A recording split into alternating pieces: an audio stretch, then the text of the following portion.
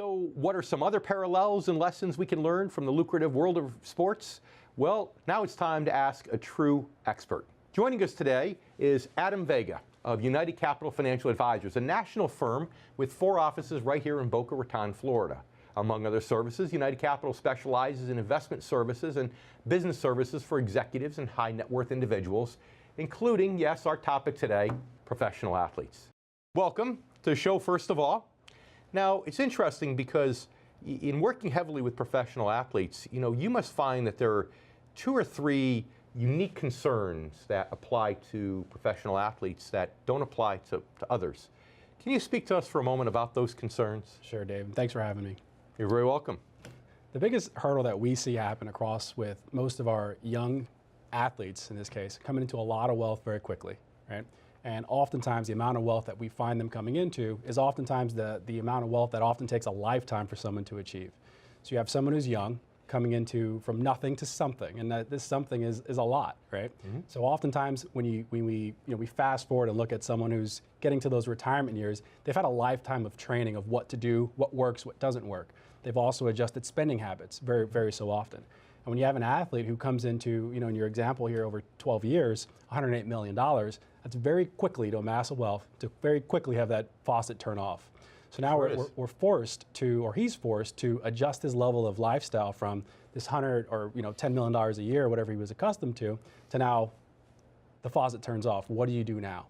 So while others would have this lifetime to adjust and understand, make those mistakes, you have someone who very quickly is forced to make those mistakes. Well, but that's not true. I mean, all fairness to the athlete, you have to think about it, right? I mean, if the person's last year in the career, let's say they make $20 million, then you only need about $500 million to consistently generate $20 million of income.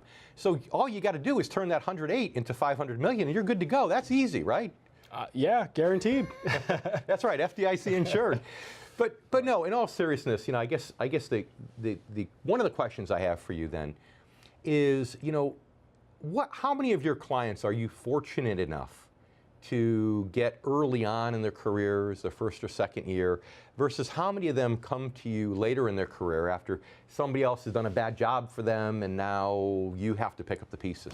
Yeah, unfortunately, I would say this is the biggest issue we run into, is that oftentimes when we're being introduced, it's oftentimes mid-career, or in this example, this post-career, which, you hear that classic quote, we don't oftentimes plan to fail, we fail to plan. And unfortunately, it takes too long to come up with these, or to realize that you're failing, right? And not saying you're failing, that you're gonna ultimately run out of money. That's not always the case, but you start to understand that things aren't going the same way you thought they were going to. And very oftentimes you have these huge spreads, which is really another issue that you run into, I feel. You have your extremes, your LeBron James of the world making, who knows what he's making these days, versus your every other rookie who's making not even a quarter of what he's earning. Sure. So you're seeing this lifestyle of what it could be, and it trickles down to you, and you start getting used to that same kind of spending habits of living like almost beyond you're beyond your means, just because you're in that environment, getting exposed to it. So even you as a financial professional sometimes have to keep yourself in check and say, whoa, wait a minute, I'm not LeBron, that kind of thing. Exactly. So if you are fortunate enough to get somebody early on in their career, how do you try to coach them to put some money away, not to spend it all right now, and save some money for the future? Are there rules of thumb as to how much you tell them to put away, or just talk to us about that? Sure. Well, I say immediately on the front end, we understand that there's going to be new spending that whether we want to plan for, we do our best to plan for, it's going to happen no matter what. So we automatically will give someone a spending budget, and we say, what are these things you absolutely want to have, and let's figure out what they're going to cost. And can we back into leaving you that cushion to allow you to do those things you want, and accepting that it's just going to happen. We then like to think of the next tier, for that mid-level. So what can we do that's a little bit more intermediate? Can we store this money away somewhere else? And then more longer term is, what can we plan for that ultimate post-career? And the important thing here is training them to get used to this mindset of saving, setting money aside, and understanding. And it's a very foreign topic to oftentimes a lot of these guys, which they're not used to saving. They're not used to investing. Well, it's like how they became really good at their sport. It's all about practice, and it's all about good habits. And when you form good habits early on, it makes it easy. You form bad habits, you get a mid-career, now you really have your hands filled, I'm sure. Exactly. So if you had to say there was a rule of thumb that people should try to save if they start off their careers with a big income like a professional athlete. You tell people, if you had to give them a rule of thumb, and I know it's all specific for the individual, is it 10, 20, 30, 40? What's the right percentage that makes you feel comfortable if you were forced to give people a rule of thumb? It's so hard to come up with a blanket number. I would say if we're thinking of money in terms of quarters, to 25%, if that's going to be what you're going to spend, let's stage the next 25% for something a little more intermediate. Let's stage the next 25% for something a little bit further out, and then the last 25% something a little bit even further out. And it's never going to be cut and dry. We know this because everyone's circumstances are always going to be so different. And especially when we're looking at athletes where we have these huge extremes of salary potential or earnings potential. We also, focusing on LeBron James again, it's anything he does in the rest of his life is going to turn into money, right? He's that household name. But we oftentimes don't have that happening with our younger, or our rookie. He can't just pick up and run with something else and be successful. You can't monetize everything, right? Exactly. So that's what we're always trying to get them thinking of and understanding is, although we want to plan for everything to go, smooth sailing and perfectly, it's probably not going to be the case. So we do like to do our best to plan for a worst case scenario the best way that we can. Well, plus not everyone can have Warren Buffett as their mentor, as LeBron James famously has. So that's a distinct advantage, and that was one of the smartest decisions I think LeBron's ever made. We need to take a break right now.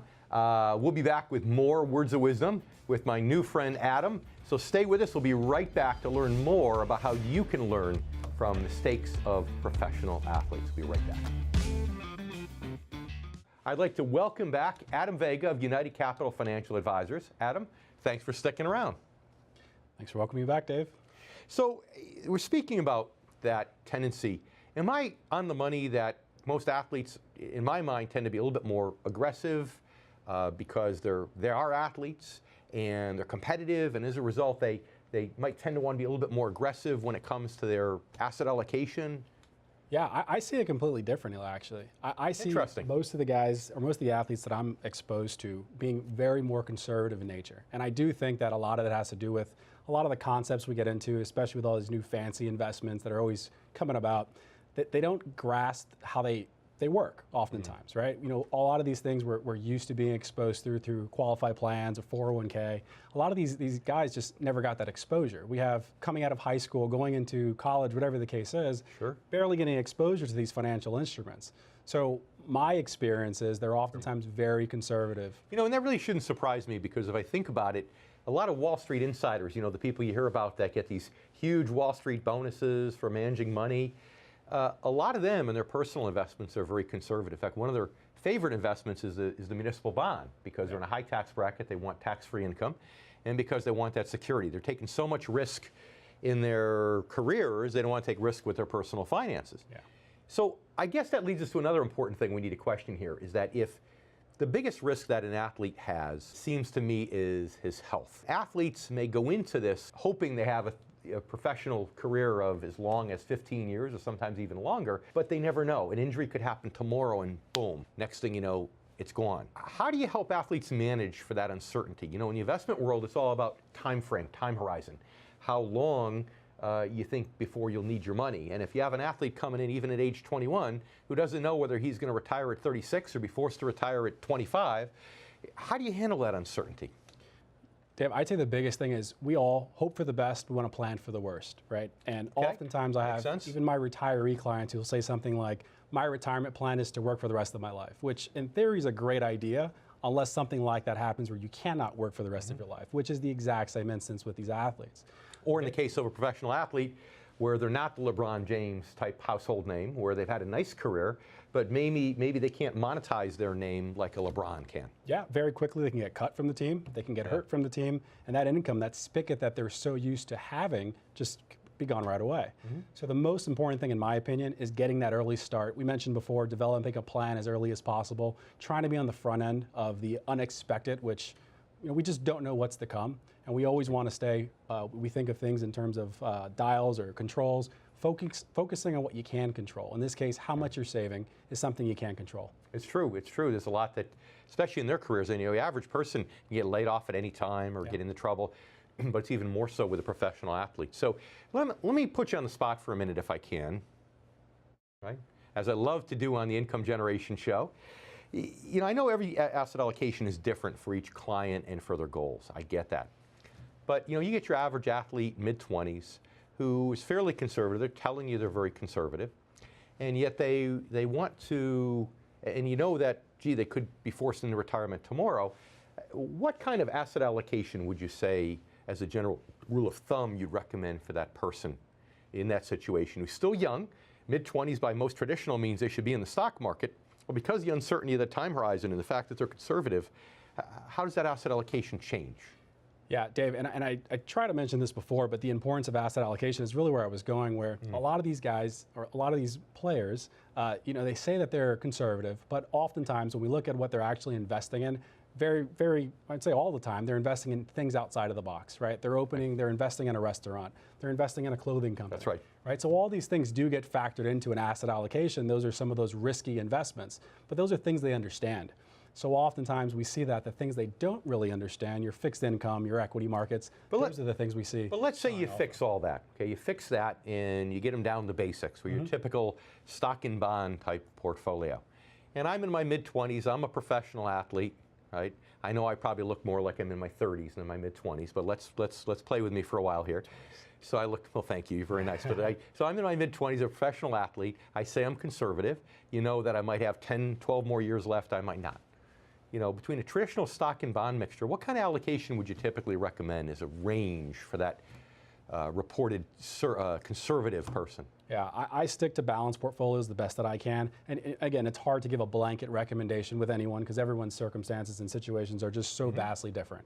But in my opinion, balanced portfolios, when you're looking at, you know, your traditional 60-40, whatever that 40% comprises of today, whether it's fixed income, alternative investments, or whatever the case may be, my humble opinion is that's the best way to get exposure and learn investing. At that point, you can see how different asset classes perform. So again, this is for someone who's getting into the habit of saving. And 60-40 is pretty conservative for somebody in their 20s, Very for sure. conservative.